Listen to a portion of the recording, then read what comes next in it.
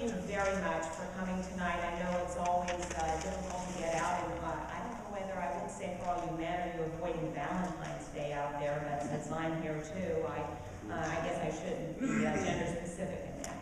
Anyway, I am Sharen Neuhardt. I'm running for Congress in the 10th Congressional District. A little bit about my background.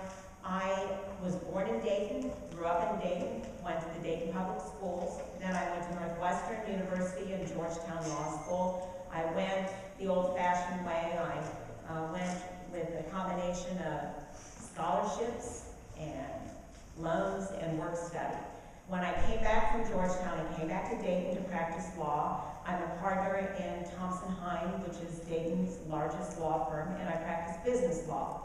My husband and I live, with our family, live on a farm just outside of Yellow Springs, the northern border of Yellow Springs as you're on your way up to Young's. And I know everybody here knows about Young's, so you've probably gone by our farm.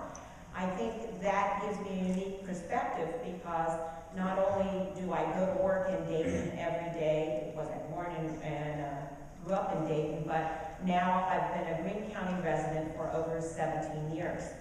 I hope some of you remember me from 2008. In 2008, I ran for Congress in the Ohio 7th Congressional District, which was the district that Dave Hobson represented well for many years.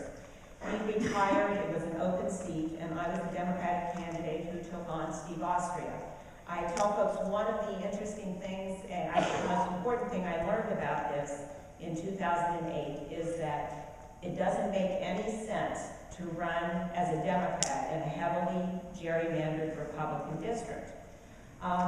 Things are a lot different now, and they're different because the Ohio State Legislature created the Ohio 10th Congressional District.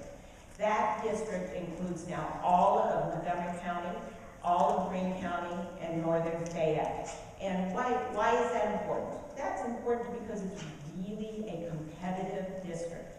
And I think if you stop to think about it, unless you're just totally partisan, competitive districts benefit everybody because our best and brightest people run. Every 2 years in the case of Congress, you get an opportunity to reevaluate, and if you haven't been doing your job for the last 2 years, the citizens of the district are going to put somebody else in place. So I think a competitive district works well for everyone, and I'm anxious to be the Democratic candidate after the March 6th primary, and I hope you'll consider me when it comes time to vote in the fall. Thank you very much. I don't know that we were ever on this, but I think it's a great idea to do zero-based budgeting, where you go back and you look at everything right from the start. There's nothing that isn't on the table in terms of our spending, and I think that would be a great thing to do because we would find lots of money there that will be helped us. And the other thing I think that we need to do is give the president the line item veto. You know, they're working on that in Congress. I think it's an important thing to do regardless of whether you have a Republican president or a Democratic president, because oftentimes things find their way into those budgets that don't have any direct benefits, and we've all heard these stories about bridges to nowhere, and I think the president ought to have the ability to take those things out of the budget. It would save us a lot of money. Thank you very much.